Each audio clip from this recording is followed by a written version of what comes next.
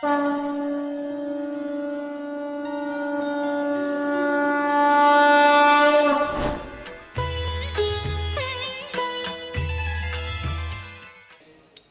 इंद्रप्रस्थ में थे, शाल्व ने, विदुरथ ने, दंतवक्त्र ने द्वारका के ऊपर आक्रमण किया है। भगवान ने सबका उद्धार कर दिया।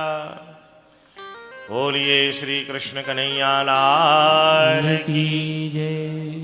भगवान सुखद रूप से द्वारका में विराजमान है और अब सुखदेव जी महाराज भगवान के प्यारे सखा की कथा कह रहे हैं। इस कथा में विशेषता क्या है? सुदामा जी कृष्ण के सखा नहीं है।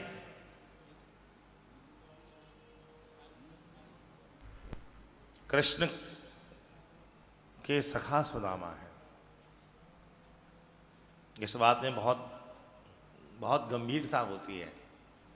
हम कहते हैं साहब मोदी जी हमको जानते हैं,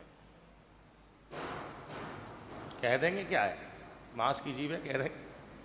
लेकिन ये बात यदि सामने वाला कहे कि हम उनको जानते हैं, उसकी बात में माने, वही है यहाँ कथा पर। सुखदेव जी प्यारे सखा की कथा हुए कहते हुए कितनी बढ़िया बात कह रहे हैं।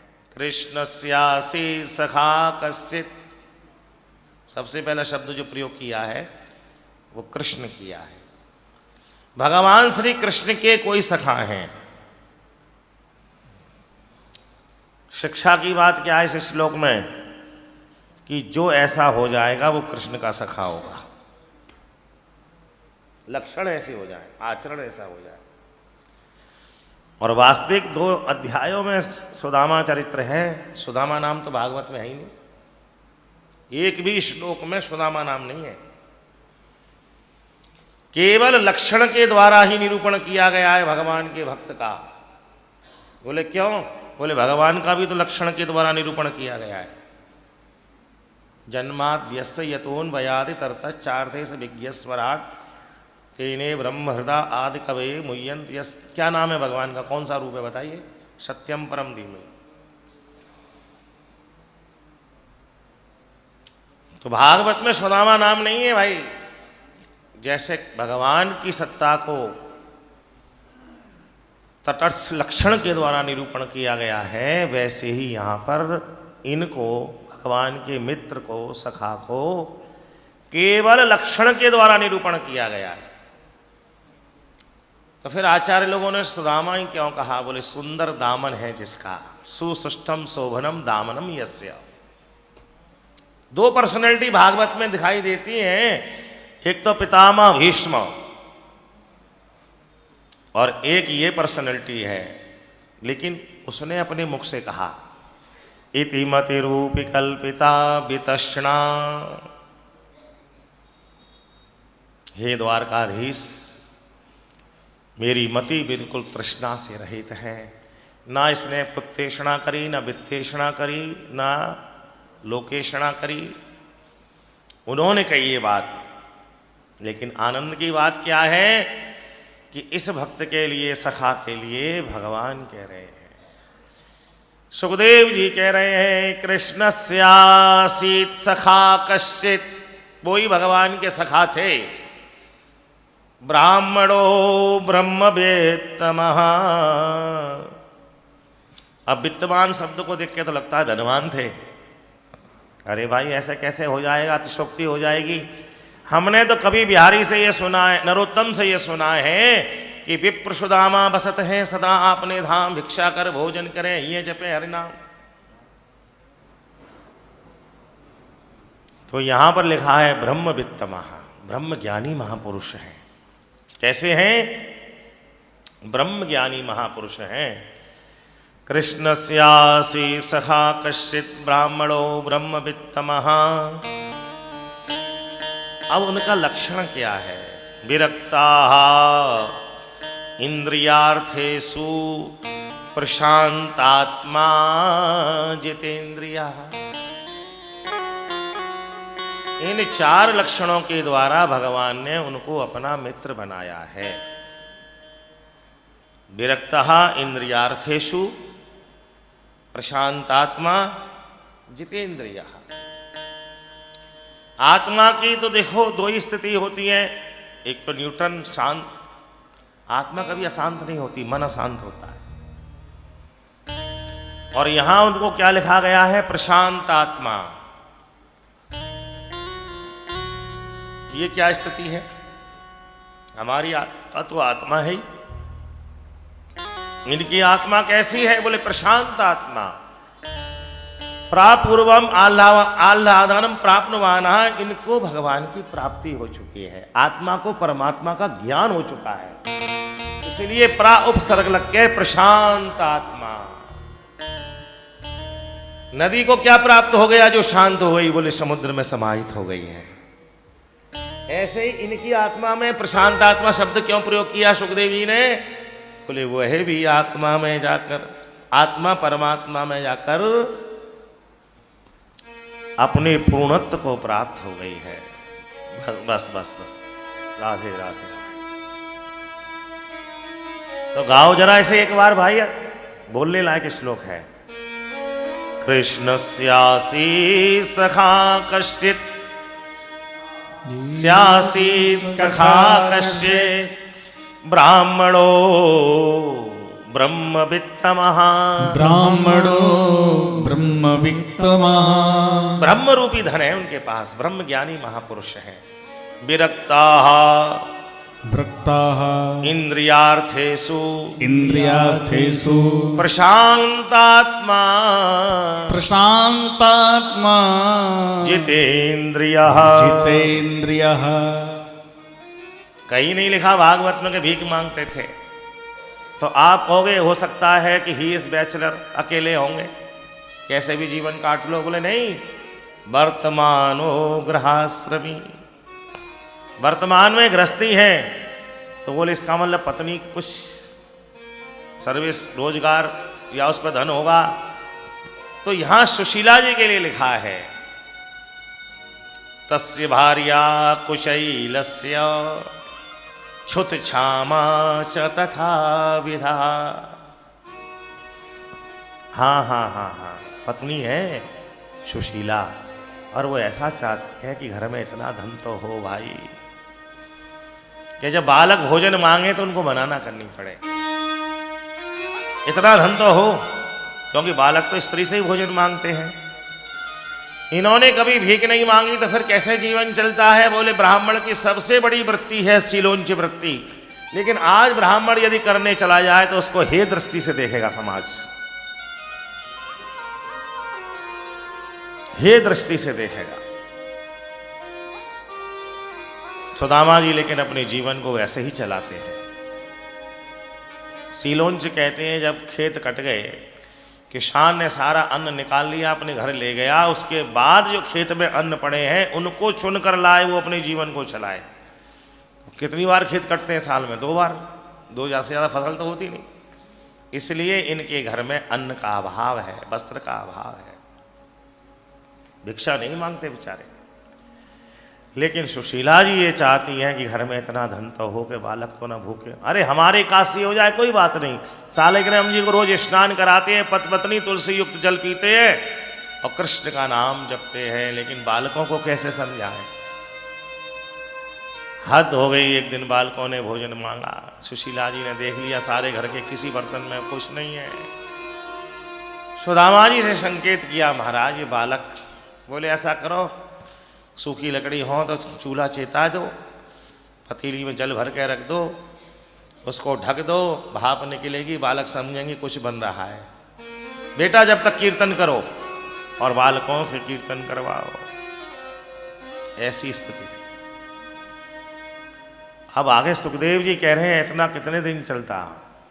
कभी कभी सत्संग करते हुए सुदामा जी के मुंह से निकल जाता है कि अरे सुशीला, इस समय जो द्वारकाधीश है वो मेरे मित्र हैं, रूम पार्टनर, क्लास फेलो। तो घर की जब इतनी ऐसी स्थिति हो गई तो सुशीला जी के लिए लिखा है, वो कहती हैं क्या कभी आपको अपने मित्र का दर्शन करने का सौभाग्य नहीं होता? सुदामा जी ने कहा, बाबरी ऐसा कौन होगा, लेकिन मैं ये मानता हूं। क्या तू किस लिए कह रही है मुझे वहां भेजने के लिए कि जाऊं और धन लेकर आ जाऊं? इसलिए मैं नहीं जाऊंगा। बहुत दिनों के बाद सुशीला जी ने आज आश्वस्त किया कि मैं नहीं कहूंगी आपसे कि आप धन मांगने के लिए जाओ, केवल आप उनसे दर्शन करे आओ। तो यही श्लोक लिखा है महाराज जी, अयम ही परमो लाभो उत्तम श्लोक दर्शनम। सुदामा जी इसी बात पर तैयार हुए कि चलो अपने मित्र के दर्शन करे आओ। तो एक साथ भगवान का नाम, भगवान का रूप, भगवान की लीला और भगवान का धाम, चारों का सानिध्य मिल जाएगा। अच्छे से अच्छे अपने वस्त्रों को पहनकर तैयार हो गए। देवी सुशीला कुछ घर में भेंट हो तो दे दो, क्योंकि राजा के पास, ब्राह्मण के पास, गुरु के पास, भगवान के पास खाली हाथ नहीं जाना चाहिए। भगवान भी कह रहे हैं पत्रम पुष्पम फलम तोयम, यहाँ भी है ये श्लोक, ये बिल्कुल गीता में जो श्लोक है वो जहाँ इस प्रसंग में भी है। अब सुशीला बोली कि यदि मैंने मना कर दिया कि घर में कुछ नहीं है तो जैसे तैसे तैयार हुए और बैठे जाएंगे। तुरंत मां ने एक पात्र हाथ में लिया, याचित्वा चतुरो मुष्टिम तन्नुलान पृथक तन्नुलान। 4 घरों में मांगने के लिए गई तो 4 मुट्ठी चावल मिले और 4 तरह के मिले, तन्नुलान पृथक तन्नुलान। अब घर में आ गई और सारे घर के वस्त्रों को देख लिया, 2 बिलस्त भी कपड़े साबुत नहीं थे। सुखदेव जी ने हद कर दी, बोले कह रहे हैं चैल खंडेन तान बद्धा। सुशीला ने जो साड़ी पहन रखी है ना, उसी के पल्लू को फाड़ दिया और उसमें उन चावलों को बांधकर सुशीला ने दे दिए कि लो ये भेंट मेरी ओर से कृष्ण को दे देना। मानो अपने घर की सारी स्थिति भगवान के आगे रख दी। श्री सुदामा जी महाराज घर से चल दिए, एक लठिया के सहारे। दोनों ही स्थान गुजरात में हैं। भगवान के नाम का कीर्तन करते हुए चले। मुकुंद माधव गोविंद बोल, केशव माधव हरे हरे बोल। मुकुंद माधव गोविंद बोल, केशव माधव हरे हरे बोल। मुकुंद माधव गोविंद बोल, केशव माधव हरि हरि बोल। मुकुंद माधव गोविंद बोल, केशव माधव हरि हरि बोल। मुकुंद माधव गोविंद बोल, केशव माधव हरि हरि बोल। केशव माधव हरि हरि बोल। ओ हरि हरि बोल, राम राम बोल, हरि हरि बोल, प्यारे श्याम श्याम बोल। इस नाम में सबसे बढ़िया फायदा है, सब भगवान का ही नाम है। हरि हरि बोल, श्याम श्याम बोल, हरि हरि बोल, प्यारे श्याम श्याम बोल। हे मुकुंद माधव गोविंद बोल, केशव माधव हरि हरि बोल। मुकुंद माधव गोविंद बोल, हरि हरि बोल, प्यारे श्याम श्याम बोल। हे हरि हरि बोल, प्यारे श्याम श्याम बोल, हरि हरि बोल, प्यारे श्याम श्याम बोल। मुकुंद माधव गोविंद बोल, केशव माधव हरि हरि बोल। केशव माधव हरि हरि बोल। केशव माधव हरि हरि बोल। और जब भगवान का भक्त भगवान से मिलने चले, कोई व्यवस्था नहीं है उसके पास, नहीं विद्या नहीं बाहुबल नहीं खर्चन को दाम, ऐसे पतित अपंग की लाज रखो भगवान। ना कोई साधन है सुदामा जी पे, ना पूरे शरीर पर वस्त्र है, ना पैरों में जूता चप्पल है, ना खर्चे को पैसा है, केवल नाम संकीर्तन करते हुए चले तो भगवान ने कृपा करके शीघ्र ही उनको द्वारका में प्रवेश करा दिया। कहीं विश्राम के लिए बैठे और नेत्र खोले तो द्वारका में सूर्य के प्रकाश में चमकती हुई स्वर्णमयी नगरी को देखा। कैसी सुंदर नगरी है, जगह जगह शंख ध्वनि, घंट निनाद, सुहाकार वेदक ध्वनि के स्वर हो रहे हैं, जगह जगह मंगल थाल, केवड़े के छिड़काव, अंदरमान पताकाएं लहरा रही हैं। मार्ग में जाने वाले लोगों से पूछा, भैया ये कौन सी नगरी है? अरे बोले इसका नाम है द्वारकापुरी। अच्छा, हम द्वारका में आ गए, तो बताओ द्वारकाधीश कहाँ रहते हैं? बोले बस सामने वाला जो है ना महल, वो महाराज द्वारकाधीश का है। अब देखिए सुदामा जी दरवाजे पर आ गए। कवि की कल्पना कुछ भी हो, भजन गाने वालों की कुछ भी हो, सुखदेव जी की परिकल्पना क्या है कि किसी भी सेवक से कोई संवाद नहीं हुआ, कोई द्वारपाल से नहीं मिले। द्वारपाल बहुत खड़े हैं, लेकिन श्लोक कह रहा है कि जैसे ही वो दरवाजे पर पहुंचे हैं, भगवान रुक्मणी के पर्यंक पे थे उस समय उसके साथ, वहीं से एक ऐसा जंगला था देवियों कि भगवान ने स्वयं देख लिया सुदामा को। तम विलोक्या चुदो दूरात प्रियाया पर्यंक मास्तिथा, प्रियाया रुक्मिण्या पर्यंक अस्तित एक श्री कृष्ण स्वमेव सुदामां पश्यति। टीकाकारों ने टीका की है, प्रियाया पर्यंकमास्थितः तम विलोक्या च्युतो दूरात प्रियाया पर्यंकमास्थितः। और सहसोत्थाय, किसी द्वारपाल ने कोई संदेश नहीं दिया। ओह, जैसे ही देखा मित्र आ गया, सहसोत्थाय भगवान दौड़ लिए और डौनी पर आकर उन्होंने कौली भर ली सुदामा की। इनका शरीर तो कैसा है, अस्थि मात्र है, पूरे शरीर पर वस्त्र भी नहीं है। कभी नरोत्तम ने गाया है, शीस पगा न जगा तन पे और पाए उपान है कि नहीं सामा। झट से ठाकुर जी ले आए और लाकर पर्यंक पर बिठा दिया, स्वयं चरणों में बैठ गए। रुक्मणी, जामवती, सत्यभामा, जामवती, कालिंद्री, मृत्युवृंदा, जाओ जाओ जाओ, ब्राह्मण आए, इनके स्वागत की तैयारी करो।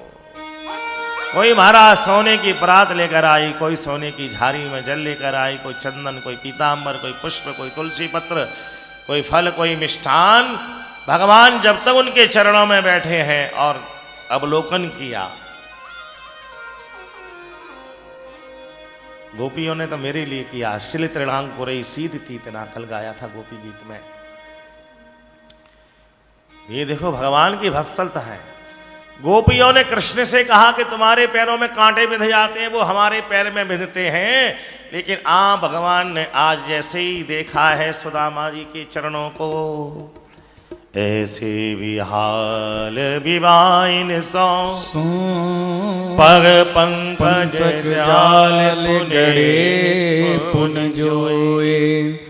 हाय महा दुख पायो सखा, तुम आए इते न किते दिन खोए। देख सुदामा की दीन दशा, करुणा करके करुणा निधि रोए। पानी परात को हाथ छुओ नहीं, नैनन के जैसों पग धोए। भगवान ने कहा, अरे रुक्मणी सोने की झारी में जल लाई है, लेकिन वो तो शीतल है। जिसके पैरों में वेदना हो, बीमारी फटी हो, कांटे बिधे हो, रक्तस्राव हो रहा हो बीमारियों में, उसके लिए तो थोड़ा गुनगुना जल हो, नमकीन हो। अब कौन गर्म पानी करके लाए? तो ऐसे व्याल व्याहन भगवान ने अपने नेत्रों के जल से ही पाद प्रक्षालन कर दिया। चंदन आया मस्तक पे लगने के लिए, एंटीसेप्टिक होता है ना, भगवान ने पैरों में बीमारियों में ही लेपन कर दिया। पीताम्बर उड़ा के पुष्पहार से पूजा करी। समस्त द्वारकावासी आश्चर्यचकित हैं कि ये कौन आए ऐसे, ये ब्राह्मण का ऐसा हो भाग्य, सब इनकी पूजा करते हैं, ये इनकी पूजा कर रहे हैं। भगवान ने अधोक्षस दिया, परीक्षित का नामकरण करते हुए भी कहा है सुखदेव जी ने, सूत जी ने, कि भगवान कौन है? भगवान ब्राह्मण प्रिय। भगवान ब्राह्मणों को अपने स्वरूप से पूछते हैं। नारायण ऐसी पूजा करके मध्याह्न का भोजन प्रसाद हुआ, पर्यंक पर उनको विश्राम कराया। रुक्मणी से बोली, देवी दूसरे भवन में चली जाओ, अगर यहीं लेटना है तो नीचे चटाई बिछा लो। लक्ष्मी तो ब्राह्मणों के चरण में ही रहती है। मध्याह्न के विश्राम के समय चर्चा हुई गुरुकुल की, और सारी बातों की चर्चा होती रही। अंत में यही सुदामा जी ने संकेत किया कि नहीं नहीं भैया, बाबा जी नहीं है इस समय, घर में भाभी है, बालक है। विश्राम करने के बाद में बोले, चलो अब मैं आपको अपनी सुधर्मा सभा में ले चलता हूँ, सबसे मिलवाता हूँ। पीताम्बर को उड़ाकर प्रेम से लेकर आए, अपने समकक्ष बिठाया और परिचय कराया महाराज उग्रसेन के संग सब पूरी सभा से। ये मेरे मित्र, अब सब देखें। बोले मित्र? बोले से ख्याति थी सखा। समाज क्या कहता है, सिद्धांत क्या कहता है कि भाई मित्रता जो है, पढ़ाई में, उम्र में, पद में, प्रतिष्ठा में, समाज के स्टेटस में हो समानता तो मित्रता उससे हो। सह ख्याति थी सखा, समान ख्याति के होने चाहिए दोनों। लेकिन यहां सबने देखा कि पूरे शरीर पर वस्त्र नहीं है, शरीर में हड्डी नहीं है, मांस नहीं है, ऐसा सखा। और सबके सामने कृष्ण लीला कैसी करने जा रहे हैं। बोले हाँ मित्र, अभी तुमने विश्राम के समय कहा था कि घर में भाभी है, तो भाभी ने कुछ ना कुछ हमारे लिए जरूर भेंट भेजी होगी। क्या भेजा है बताओ? देखो, पुरुष व्यवहार भूल जाए लेकिन स्त्री नहीं भूलेगी। कृष्ण कह रहे हैं, अब जो पीताम्बर उड़ाया है उसी से अपनी कांख को ढकने लगे। बोले जब से आया हूं तब से बड़ी मुश्किल से इसको छुपाए बैठा हूं, क्योंकि यहां जो आ रहा है वो सोने के बर्तनों में आ रहा है, 56 भोग आ रहा है। अब ऐसे के सामने याचित्वा चतुरान मिष्टीन तन्नुलान पृथक तन्नुलान, 4 घरों से मांगा हुआ 4 तरह का चावल क्या निकालूं, और ऊपर से अपने को मित्र बता रहा है भला आदमी। लेकिन भगवान तो लीलाधारी है, स्वयं अपना हाथ डाल दिया उनकी कांख में, खींच ली पोटली, बाएं हाथ में रख ली, और जैसे ही खोलते हुए देखा कि ओहो, ये किसी रूमाल में नहीं, अंगोछे में नहीं, तौलिया में नहीं, चैल खेन तान बद्धान, भाभी ने अपने पल्लू को फाड़कर बांधी है। खोला और जब उसमें 4 तरह के चावलों को देखा, मेरे मित्र के घर के एक मुट्ठी भी चावल नहीं है। और जैसे ही कृष्ण उसको अवलोकन कर रहे हैं, मानो सुशीला जी के शब्द भगवान श्री कृष्ण के कानों में गूंजने लगे। हे द्वारकाधीश, 1 मास 2 पक्ष में 2 एकादशी होए, और मेरे घर गोपाल जी रोज एकादशी होए। अन्न जब घर में है ही नहीं, शालिग्राम जी को स्नान कराते हैं, तुलसी दल से युक्त जल का चरणामृत ले लेते हैं, बस हो गया राधे। तक्षण भगवान श्री कृष्ण ने 1 मुट्ठी चावल उठाया, मुंह में रख दिया। भाभी होनी थी सो हो गई, अब ना ऐसी होए, भाभी तेरे भवन में रोज द्वादशी। बहुत झेल लिया, अब नहीं, अब तो खूब रोज द्वादशी मना, खीर मालपुआ घोट संतों ब्राह्मणों को जितनों को जिमाना चाहे उतना जिमा। अक्षय श्री का आशीर्वाद भगवान ने दे दिया है। देना हो तो कोई कृष्ण से सीखिए। रहीमदास जी कहते हैं, देनहार कोई और है, भेजत है दिन रैन, दुनिया भ्रम हम पे करे ताती नीचे। कृष्ण से देना सीखे कोई। सुखदेव जी तो कह रहे हैं अब दूसरी मुट्ठी खा रहे हैं और देना चाह रहे हैं, लेकिन द्वितीयाम जगतुमादधे, महाराज जी भाष्यकार कह देते हैं, कथाकार भी कह देते हैं कि तीसरी मुट्ठी पे हाथ पकड़ा है। भागवत का मूल नहीं देखते लोग। द्वितीयाम जगतुमादधे, दूसरी मुट्ठी पे ही हाथ पकड़ लिया। और कृष्ण को बहुत बुरा लगा है, लेकिन रुक्मणी ने बहाना क्या बनाया, अरे महाराज ब्राह्मण का प्रसाद है, आप अकेले पालेंगे, इतनी बड़ी तुम्हारी घर गृहस्थी संतान, एक एक दाना भी मिलेगा तब पूरी थी होगी। लेकिन इसमें रहस्य तो और ही है कोई। ऐसी लीला करी भगवान ने। सुदामा जी बोले अब ज्यादा बेइज्जती ना करें, इसलिए अब चलना ही ठीक है। बोले भैया तेरी भाभी बाट देख रही होगी, बालक देख रहे होंगे, अगर कहे कन्हैया तो हम निकल लें दिन दिन में ही। बोले जैसे आपकी इच्छा। कृष्ण को जो करना था वो तो उसने कर दिया, कृष्ण को जो करना था वो उसने कर दिया। साष्टांग प्रणाम किया है, अपनी पत्नियों से प्रणाम कराया, सबको आशीर्वाद देके, और जो पीताम्बर उड़ाया उसको आशीर्वाद में दे दिया। कुछ भी लेकर सुदामा जी नहीं चले, मार्ग में बड़ी प्रशंसा कर रहे अपने भाग्य की। बोले देखो कृष्ण ने कितनी कृपा करी है। सुखदेव जी कह रहे हैं अधनोयम धनम प्राप्य इमे में धूरि महाग्रात। सुखदेव जी कह रहे हैं सुदामा जी के मन में विचार अब ये आ रहा है कि कृष्ण ने मुझे धन नहीं दिया, बड़ी कृपा करी है। सुशीला ने तो भेजा इसीलिए था, लेकिन अधनोयम धनम प्राप्य, किसी निर्धन को बहुत ज्यादा धन मिल जाता है तो वो फिर ठाकुर जी को भूल जाता है। इति कारुणिको नूनम धनम में भूरि मा ददात। ऐसा विचार करके कि ये मेरा भक्त है, प्रशांत आत्मा जितेंद्रिय है, अगर मैंने इसको धन दे दिया तो फिर ये मुझे कहीं भूल ना जाए, माया में बावला ना हो जाए, इसलिए कृपा करके कृष्ण ने मुझको धन नहीं दिया। ऐसी सराहना करते हुए ठाकुर जी की लीला की। और जब अपने स्थान पर लौट कर आए तो जब उन्होंने वैभव को देखा, सुशीला ये क्या है, बोले सब कृष्ण कृपा है। क्यों भाई, उसको किसी को देते ही नहीं देखा, लेकिन सबकी झोली भली हुई देखी। आज की भाषा में क्या है, ना नगद दिया जाता है ना चेक दिया जाता है, आरटीजीएस हो जाता है। क्यों भाई, आप तो व्यापारी बैठे हो यहां पर, कृष्ण की उससे भी बड़ी आरटीजीएस है। जो सुदामा जी ने चाहा वो सुदामा जी को मिला। क्या संकल्प लेके गए थे, श्लोक में क्या कहा, अयम ही परमो लाभो उत्तम श्लोक दर्शनम।